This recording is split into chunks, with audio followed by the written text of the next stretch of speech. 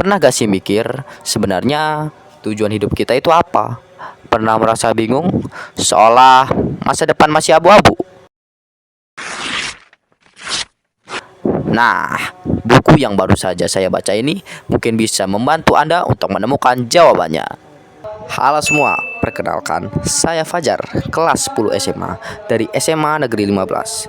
Hari ini saya ingin berbagi tentang sebuah buku berjudul The Book of Ikigai Make Worth Living karya Ken Mogi.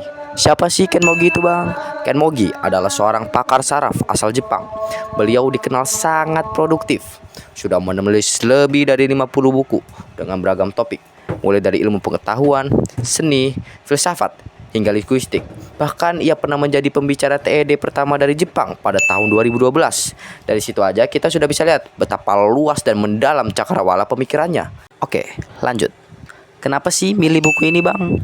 Alasan saya memilih membaca buku ini karena konsep Ikigai terasa sangat dekat dengan kehidupan kita. Ikigai dapat diartikan sebagai alasan sederhana yang membuat seseorang tetap semangat menjalani rutinitas sehari-hari. Kadang kita berpikir kebahagiaan hanya datang dari pencapaian besar.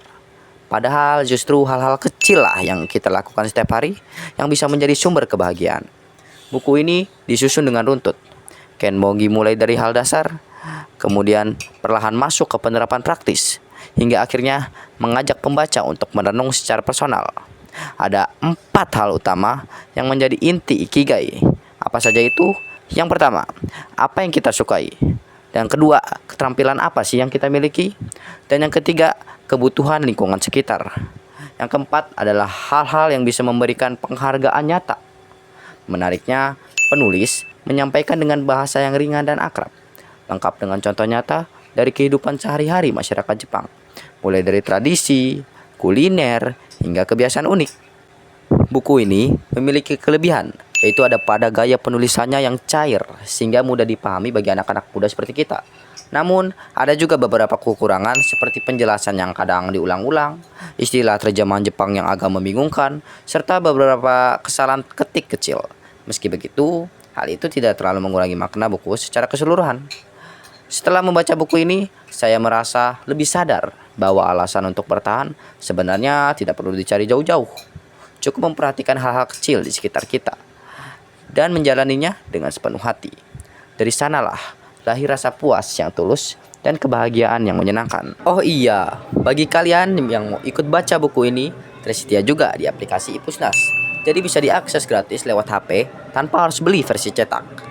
Balik lagi, bila Anda sedang mencari arah hidup atau ingin memaknai ulang rutinitas sehari-hari, saya sangat merekomendasikan The Book of Ikigai karya Ken Mogi ini. Buku ini tidak hanya memberi motivasi, tetapi juga membuka perspektif baru tentang bagaimana kebahagiaan dapat lahir dari hal-hal sederhana. Siapa tahu dari sini Anda bisa menemukan tujuan hidup Anda. Ayo, temukan Ikigai versi Anda sendiri.